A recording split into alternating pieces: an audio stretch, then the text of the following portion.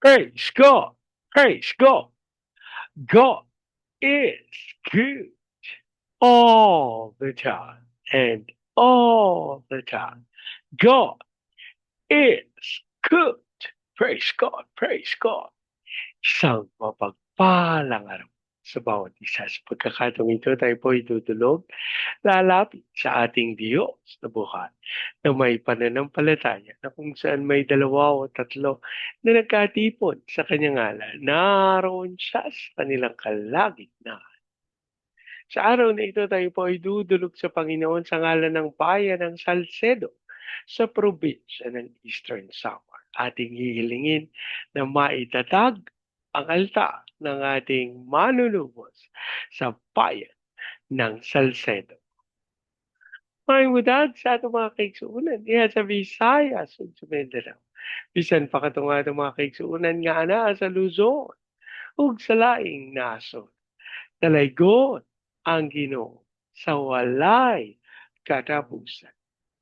Ang atin pong pagsambay mula sa aklat ng mga awit, ikasyam na putisang kabanata, ang talata po ay 13. Iyong tatapakan kahit mga ahas o liyong mabagsik, di ka maaano sa mga serpiente, liyong mababangis. Iyong tatapakan kahit mga ahas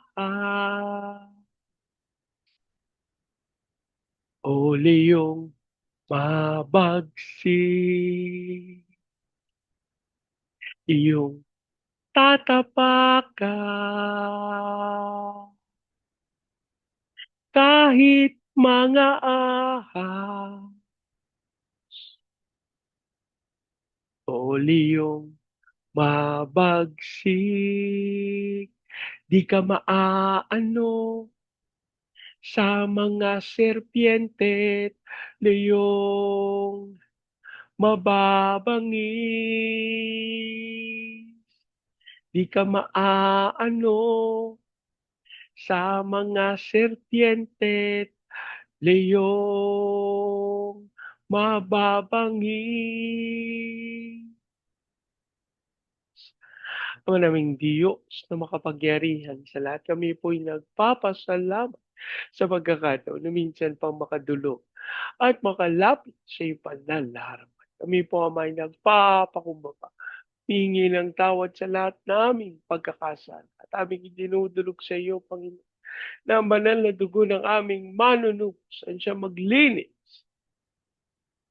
at pumaw sa lahat naming karumihan. Abang amin din pong idinudulog sa iyo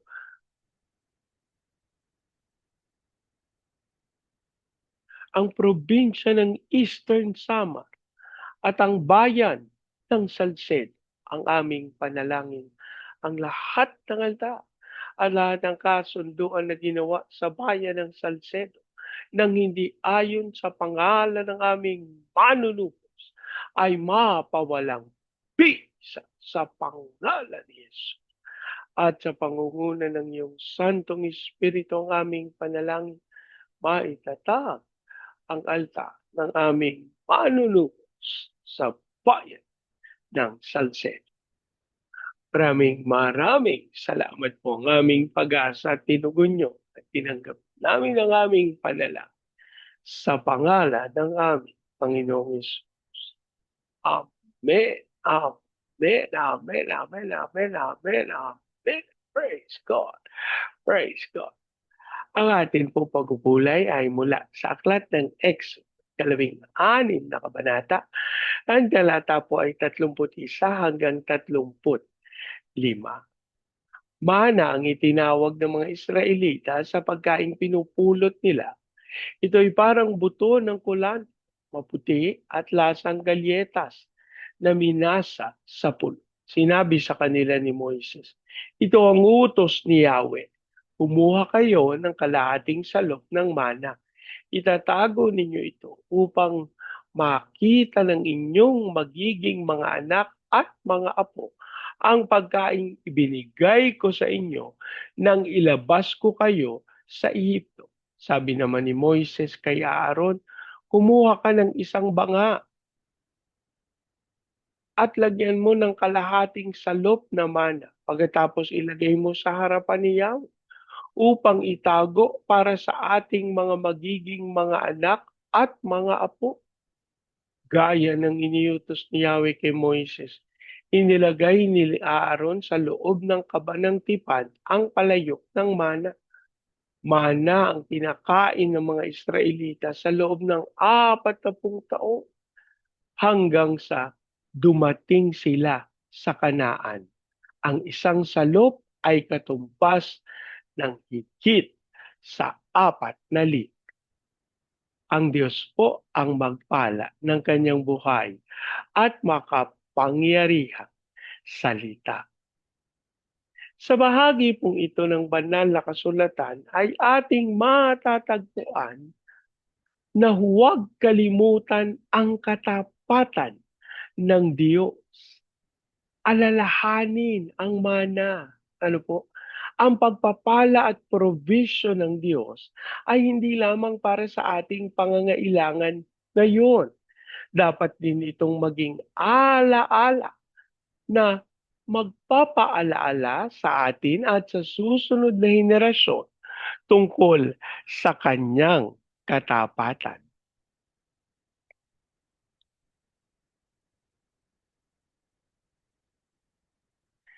May mga bagay tayong madaling makalimutan.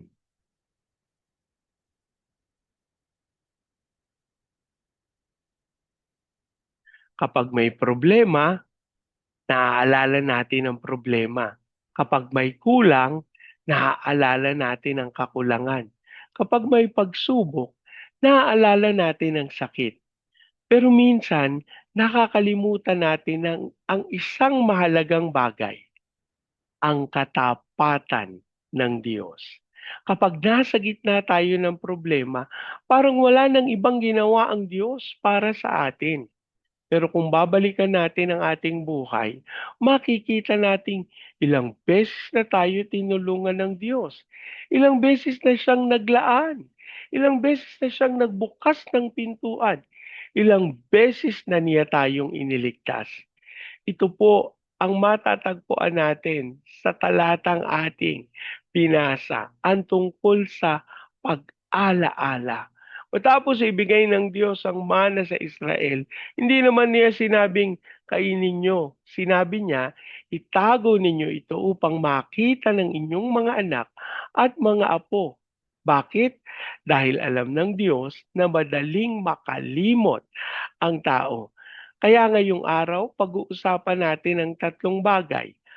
Una, alalahanin ang ginawa ng Diyos. Ikalawa, kilalanin ang katapatan ng Diyos. Ikatlo, ipasa sa susunod na henerasyon ang kwento ng katapatan ng Diyos. Para sa unang punto, alalahanin ang ginawa ng Diyos. Ang sabi ng talata 31, mana ang itinawag ng mga Israelita sa pagkaing pinupulot nila. Ang mana ay naging simbolo ng provision ng Diyos. Isipin natin ang sitwasyon nila. Galing sila sa Egypt, wala silang sariling pagkain. Nasa ilang sila. Hindi nila alam kung saan manggagaling ang pagkain kinabukasan. Pero araw-araw may mana. Araw-araw may provision. Araw-araw may katibayan na hindi sila pinapabayaan ng Diyos. Kaya sinabi ng Diyos na magtabi ng mana. Hindi dahil kailangan nilang kainin iyon sa susunod na mga taon, kundi upang maalala nila may mga bagay na hindi natin dapat kalimutan. Hindi natin dapat kalimutan kung paano tayo iniligtas ng Diyos. Hindi natin dapat kalimutan kung paano siya naglaan. Hindi natin dapat kalimutan ang panahong wala tayong solusyon. Pero gumawa ang Diyos ng paraan. Hindi natin dapat kalimutan ang panahong akala natin ay katapusan na pero nagbukas ang Diyos ng bagong pintuan. Bakit mahalaga ang pag-alaala? Dahil kapag nakalimot tayo sa ginawa ng Diyos kahapon, mas madali tayong matakot sa problema ngayon. Kapag nakakalimutan natin ang katapatan ng Diyos noon, nagiging malaki ang problema natin ngayon. Pero kapag naaalala nating ginawa na ito ng Diyos noon, tinulungan na niya ako noon. Hindi niya ako iniwan noon. Mas madali nating masasabi, Lord, magtitiwala pa rin ako sa iyo ngayon.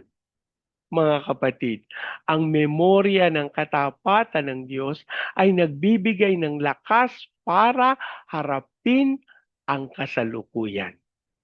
Ikalawang punto, ang mana ay paalaala na ang Diyos ay naglalaan. Ang sabi ni Moises, kumuha kayo ng kalahating salop ng mana, itatago ninyo ito bilang upang makita ng inyong magiging mga anak at mga apo ang pagkaing ibinigay ko sa inyo nang ilabas ko kayo sa Ehipto. Pansinin ang salita, ang pagkaing ibinigay ko sa inyo. Hindi nila sinabi ang pagkaing nakuha natin. Ang emphasis ay ang Diyos ang nagkaloob. Minsan sa buhay, kapag pinagpapala tayo, madalas nating sinasabi, pinaghirapan ko ito. Oo, nagsikap tayo, nagtrabaho tayo, nagplano tayo, nagtiyaga tayo. Pero sino ang nagbigay ng lakas? Sino ang nagbigay ng pagkakataon? Sino ang nagbukas ng pinto? Sino ang nagbigay ng karunungan? Sino ang nag-ingat sa atin? Tama, ang Diyos. Kaya ang mana ay hindi lamang pagkain. Ito ay patotoo. Sinasabi ng mana na may Diyos na naglaan para sa atin. Mga mana sa buhay natin. Marahil wala tayong literal na mana ngayon.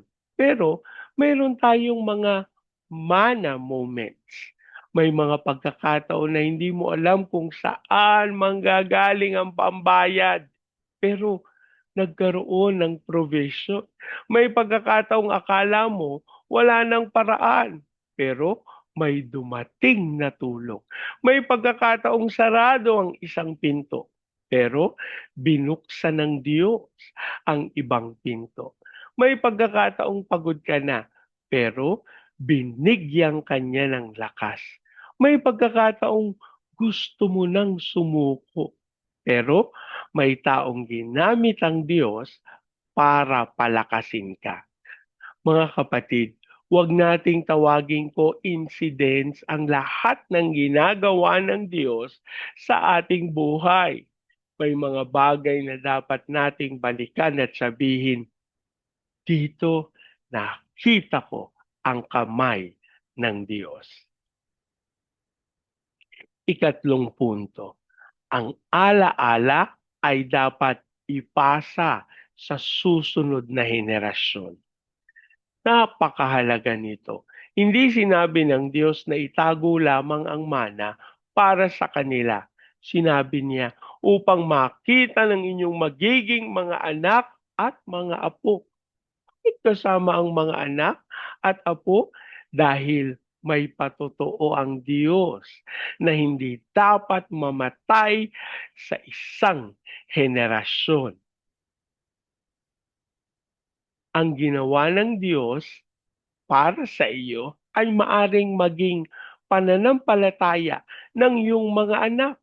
Ang kwento ng provision ng Diyos sa iyong buhay ay maaring maging encouragement sa iyong mga apo. Kaya mahalaga ang patotoo, ang testimony sa bawat pamilya.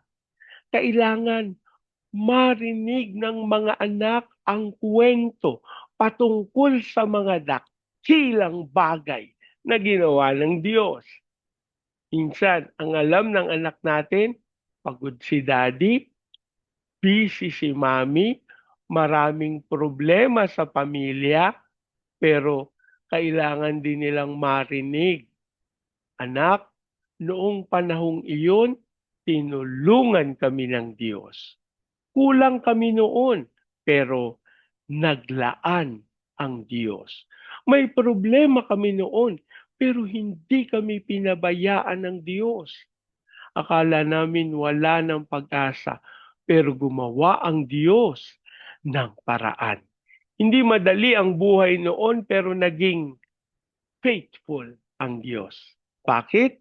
Dahil ang mga bata ay kailangang matutong makilala ang Diyos.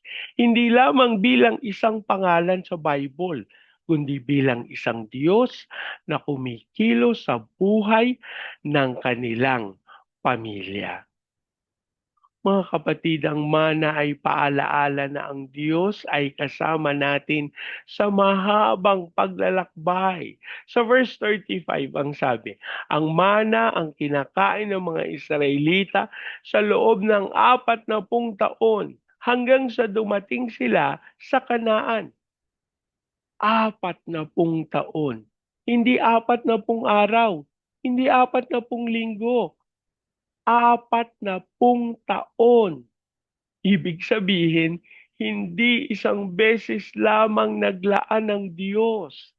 Hindi lamang isang malaking himala, paulit-ulit, araw-araw, sa mahabang panahon. Ito ang napakagandang katotohanan. Ang Diyos ay hindi lamang Diyos ng isang magandang araw. Siya ay Diyos ng mahabang paglalakbay. May mga araw na masaya, may mga araw na mahirap, may mga araw na may sagot, may mga araw na maghihintay, may mga araw na puno, may mga araw na kulang.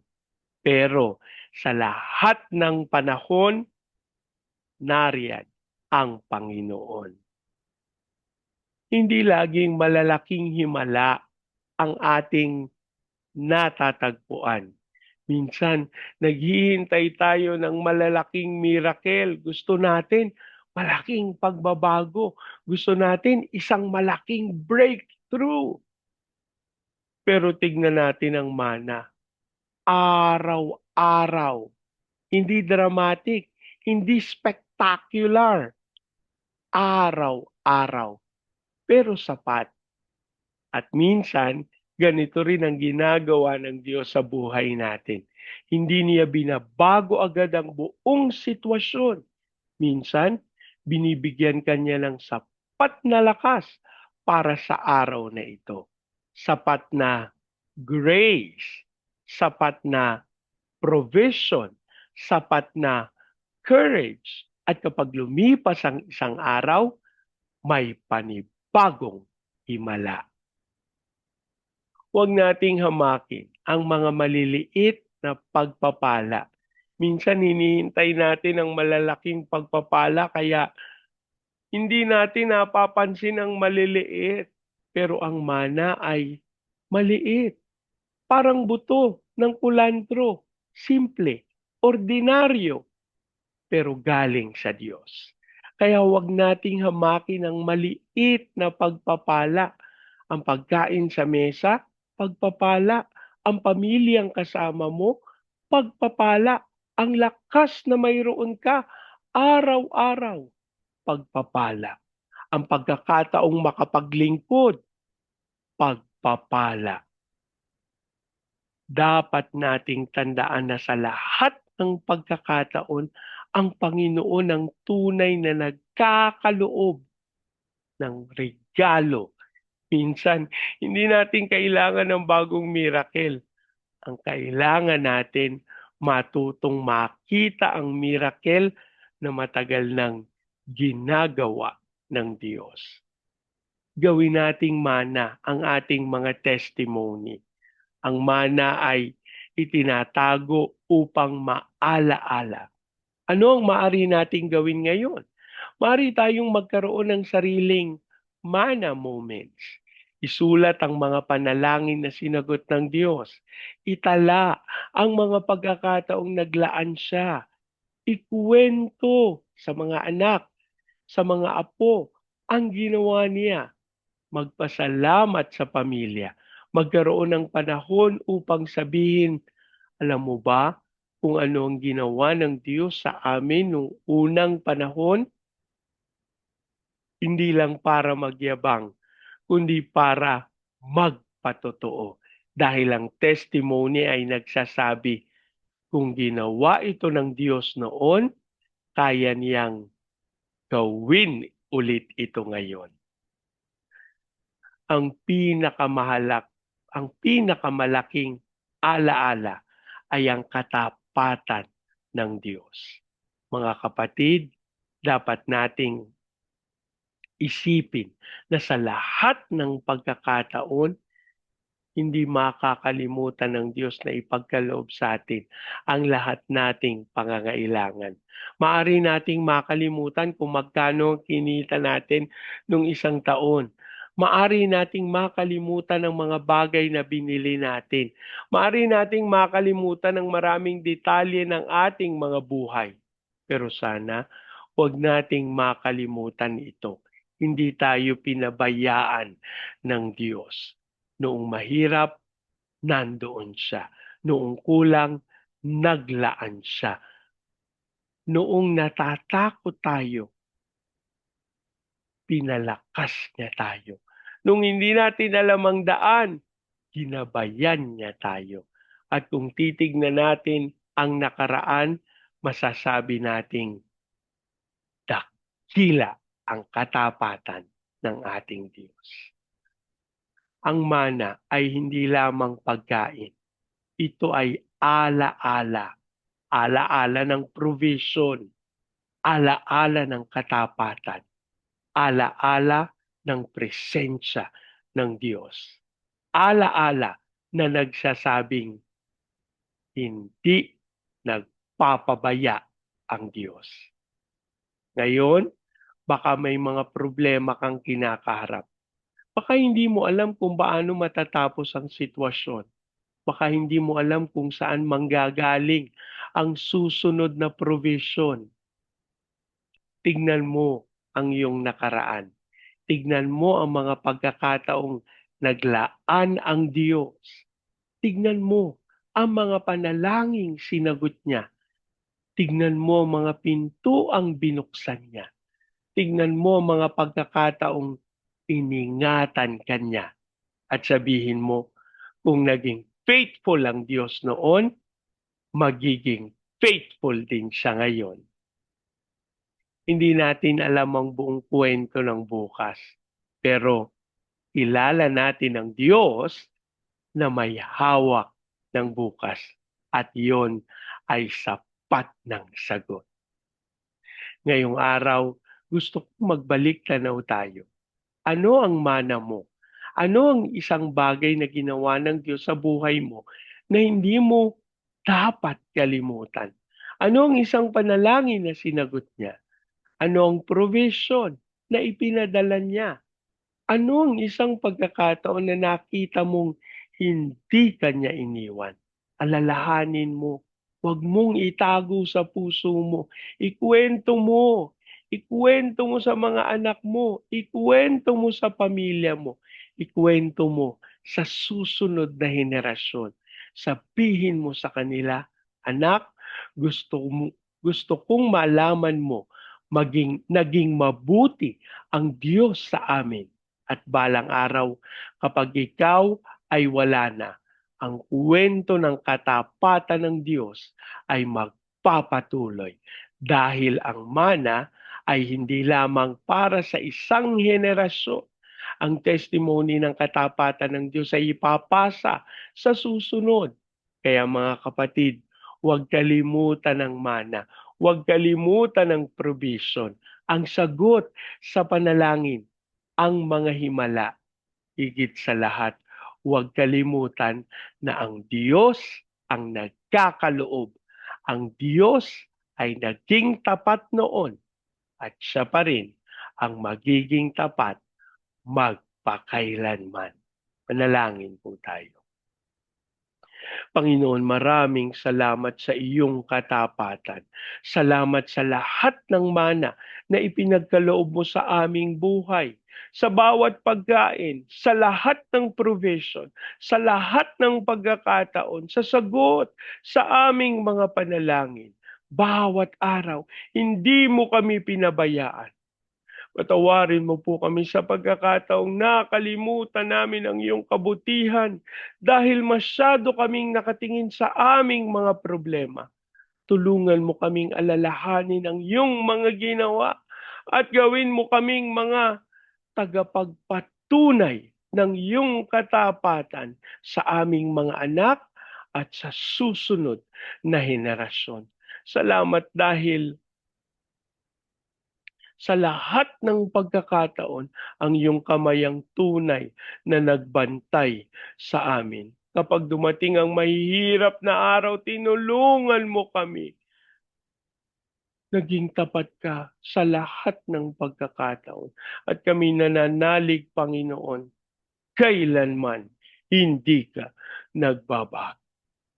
Idinudulog din namin sa iyo ang bayan ng Salcedo sa probinsya ng Eastern Samar. Ang aming panalangin, ang lahat ng altar at lahat ng kasunduan na ginawa sa bayan ng Salcedo ay magkaroon ng ayon sa kalooban ng aming Panginoong Jesucristo.